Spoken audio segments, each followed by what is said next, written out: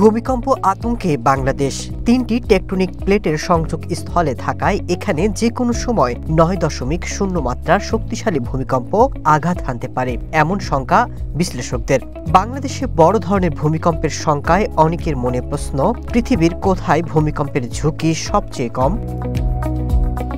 ভূমিকম্প প্রবণ বিশ্বের মধ্যে নিরাপদ দেশগুলোর তালিকায় অন্যতম দক্ষিণ আমেরিকার বাহামা দ্বীপপুঞ্জ। দেশটিতে ভূমিকম্প ঝুঁকি সবচেয়ে কম হওয়ায় এখানে প্রাকৃতিকভাবে বড় ধরনের কম্পন বিরল। তবে মজার তথ্য, বাংলাদেশিরা এখানে যেতে পারেন ভিসা ছাড়াই।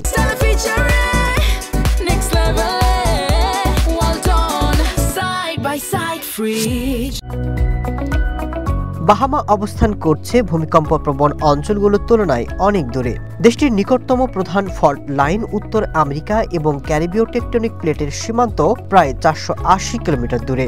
এতে বাহামায় ভূমিকম্প খুবই বিরল। তবে ফল্ট লাইনের নিকটবর্তী অন্য ক্যারিবীয় দেশে বড় ভূমিকম্প হলে তার প্রভাব দূরবর্তী অঞ্চলে যেমন বাহামাতেও অনুভূত হতে পারে।